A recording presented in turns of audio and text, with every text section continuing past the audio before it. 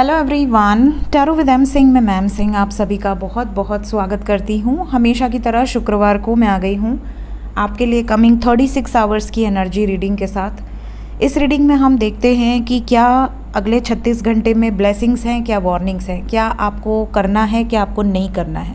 Love life से related reading है, love reading है। तो जितने भी लोग अपने पार्टनर को लेकर ये रीडिंग देख रहे हैं, ये टाइमलेस रीडिंग है। आपके पार्टनर आपके स्पाउस हैं, सेपरेशन में हैं, या कोई प्रॉब्लम चल रही है, या आपके गर्लफ्रेंड हैं, बॉयफ्रेंड हैं, जो भी हैं, जिसको भी सोच कर आप ये रीडिंग देख रहे हैं, उस व्यक्ति का नाम एटलीस्ट 3 टाइम्स लिया कीजिए किसी भी रीडिंग को देखने के पहले, और एंजल से प्रे किया कीजिए कि ज़्यादा से ज़्यादा एनर्जीज़ आपके पार्टनर की आप तक पहुँचाएँ इस कलेक्टिव रीडिंग के माध्यम से। तो शुरू करते हैं गाइज आज की रीडिंग लेके प्रभु का नाम। हर हर महादेव, जय हो शिव शक्ति, जय हो राधे कृष्णा, जय हो मेरे भाई। सबसे पहले डूज एंड डोंट्स देख लेते हैं। क्या है डूज एंड डोंट्स, क्या करना है, क्या नहीं करना है अगले 36 घंटे में, क्या वार्निंग है, क्या ब्लेसिंग्स हैं, प्लीज़ हमें बताएं एंजल्स। जय श्री राम, सीताराम सीताराम। ओके,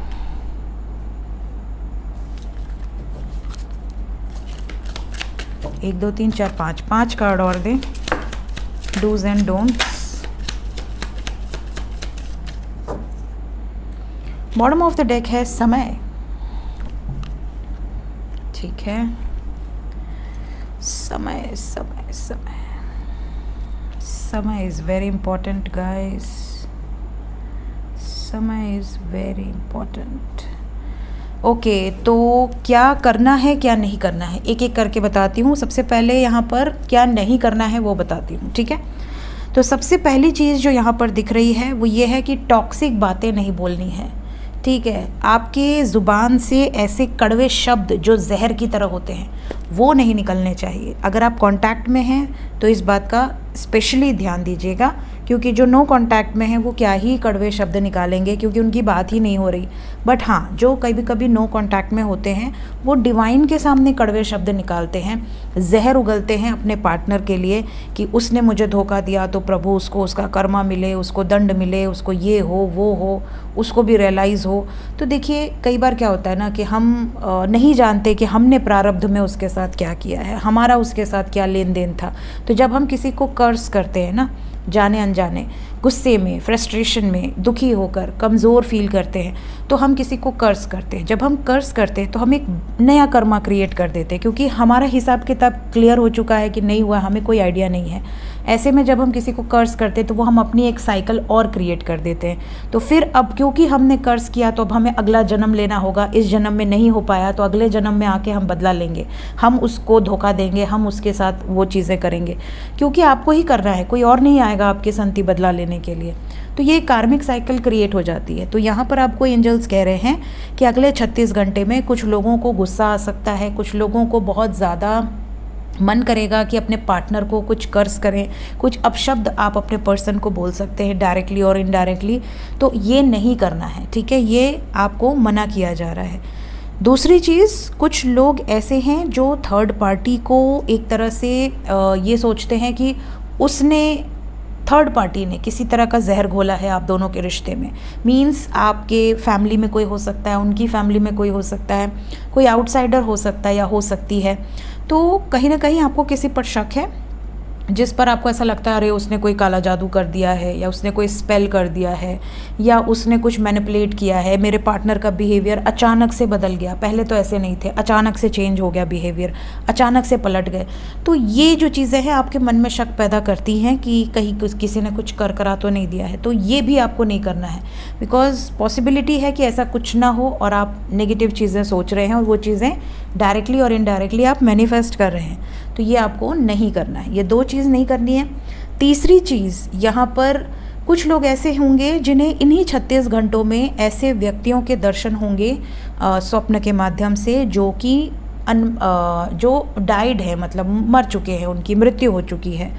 तो कहीं ना कहीं ये भी पॉसिबिलिटी है कि आप उनको देखकर बहुत ज़्यादा घबरा जाए कि अरे ये मुझे क्यों आ रहे हैं। कई बार कई लोग डर जाते हैं, कई लोग कई बार ब्लेसिंग्स रिसीव करते हैं। देखिए, अगर कामिंग ड्रीम है आपके पितरों का तो आपको सुकून मिलता है, आपको ऐसा लगता है मेरे पितर मुझसे खुश हैं, मुझे ब्लेसिंग्स देने आए हैं, ठीक है। कई बार आपके कुल देवी, कई बार आपके कुल देवता, कई बार हर गांव में डी बाबा होते हैं, कई बार गांव के जो मंदिर होते हैं, जो स्पेशली मतलब पूर्वजों के मंदिर होते हैं, उनके जो ईष्ट है मतलब आपके गांव के, वो कई बार आपको दर्शन देते हैं।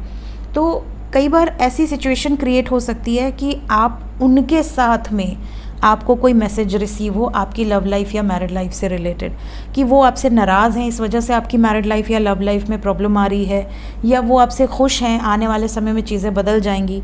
कोई ऐसा मैसेज आपको रिसीव हो सकता है।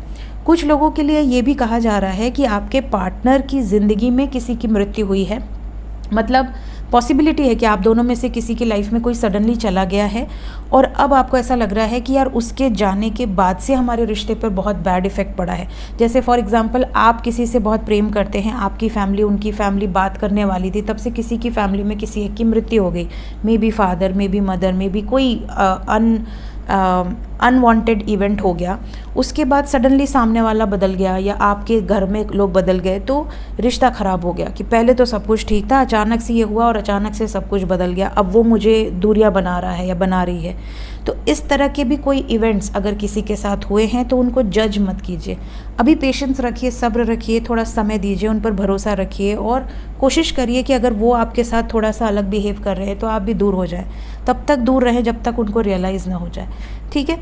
सब्र रखना सीखिए, ये यहाँ पे कहा जा रहा है। तीसरी चीज़ यहाँ पर कहा जा रहा है कि किसी रिलीजन से रिलेटेड, किसी कल्चर से रिलेटेड, किसी ट्रेडिशन से रिलेटेड अगर डिफरेंसेस हैं, जैसे कुछ लोग अगर मुस्लिम हैं, क्रिश्चियन हैं, हिंदू हैं, सिख हैं, तो प्रेम हो गया अब किसी को किसी से, कहीं ना कहीं पॉसिबिलिटी ऐसी दिख रही है जैसे कि ये एक बहुत बड़ा मुद्दा है कि आपका परिवार, आपकी सोसाइटी इसको एक्सेप्ट नहीं करेगा या उनका परिवार, उनकी सोसाइटी एक्सेप्ट नहीं करेगा। इस बात को लेकर कई घरों में बहस दिख रही है। इवन पार्टनर के बीच में भी इस टॉपिक को लेकर बहस हो सकती है इन्हीं 36 घंटे के अंदर, कि तुम्हें प्यार करते टाइम मेरा सरनेम नहीं पता था, या तुम्हें जब मुझसे 10 वादे किए थे तब मुझे नहीं जानते थे या जानती थी, अब ये चीज़ें क्यों हो रही हैं। तो इस तरह का कोई कन्वर्सेशन अभी आपको नहीं करना है। कई बार ये होता है कि जब कोई पोर्टल गेटवेज आने वाले होते हैं तो क्लिनजिंग बहुत फास्ट पेस पे होती है, तो अगले 36 घंटे के अंदर, क्योंकि अब हम 8 पोर्टल के करीब पहुंच रहे हैं धीरे धीरे, तो 8 पोर्टल की खास बात यह है कि 8 दिन पहले से लेके 8 दिन बाद तक इसकी एनर्जी का इफ़ेक्ट बहुत पावरफुल रहता है। कई बार इस गेटवे का असर 6-6 महीने तक रहता है और बहुत पावरफुल इफ़ेक्ट होता है। तो ऐसे में आपको सिंपल करना है कि आपके साथ अगर इस तरह का कोई टॉपिक छिड़ रहा है तो इसको पोस्टपोन कीजिए कि चलो इस बारे में बाद में बात करेंगे, अभी तुम आराम कर लो, ठीक है, या तुम खाना खा लो, या मैं खाना खाने जा रहा हूँ या जा रही हूँ, मतलब कुछ भी टाल दो, पोस्टपोन कर दो। इस टाइम पे कोशिश करो कि ये सब टॉपिक ना छिड़े। कुछ लोगों का झगड़ा हो सकता है इस मुद्दे पे कि आप उनकी या वो आपकी जासूसी करते हैं, कहीं ना कहीं किसी ने किसी के कान भर दिए हैं, ठीक है। आप अपने दोस्त के साथ बैठे, आपने अपनी पर्सनल लाइफ डिस्कस की, कह रहे तेरे लाइफ में क्या चल रहा है, आपने सब बता दिया, या उसकी लाइफ में क्या चल रहा है उसने सब बता दिया। कई बार ऐसा होता है कि बाद में वो लोग उसके ऊपर बात पे बात बढ़ती जाती है और किसी न किसी तरह से आपके कान में कुछ ऐसी चीज़ें डल गई जो आपके मन में शक क्रिएट कर दी कि अरे उसने ऐसे कैसे किया, नहीं तुझे तो ये करना चाहिए, तुझे तो। इसीलिए अपनी पर्सनल लाइफ ना दिखानी चाहिए, ना किसी से शेयर करनी चाहिए। जितना हो सके सेफ रहिए, अलग रखिए इन सब चीज़ों को, अपनी पर्सनल लाइफ को अलग रखिए। क्यों? क्योंकि कोई किसी को कुछ करेगा नहीं, उल्टा डिस्ट्रॉय करेगा। नज़र बहुत तेज़ लगती है, तो कहीं ना कहीं कोई कान भर सकता है जिसके कारण आपकी अच्छी खासी एक फ्रूटफुल जो लाइफ है वो ख़राब हो सकती है। तो इस चीज़ का आपको ध्यान रखिए, स्पेशली अगर आप मैरिड कपल हैं, बहुत ज़्यादा ध्यान दीजिए, ठीक है। अब आते हैं ब्लेसिंग्स पे। ब्लेसिंग्स में सबसे पहली ब्लेसिंग्स तो मैसेज दिख रहा है। दूसरी ब्लेसिंग्स ऐसा लग रहा है जैसे परिवार का कोई सदस्य पहले नाखुश था इस रिश्ते से, सडनली वो खुश हो जाएगा या हो जाएगी, ब्लेसिंग्स देगा कि हाँ ठीक है चलो मिलवा दो, हम रेडी हैं एक्सेप्ट करने के लिए।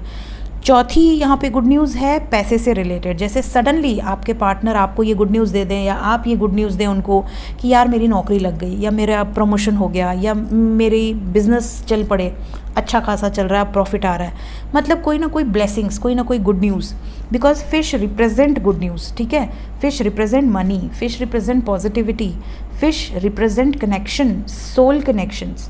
कहीं ना कहीं इस तरह के स्वप्न भी आपको हो सकता है कि आए। जब भी आपका यूनियन होने वाला होता है ना, कई बार फिश के ड्रीम आपको आते हैं, या पैसे मिलने वाले होते हैं तो भी आपको फिश के स्वप्न आते हैं, ठीक है। इसके अलावा कुछ लोगों का ऐसा है जैसे परफेक्ट टाइम आ चुका है आप दोनों के रिश्ते में, this is the perfect time to take a proper decision.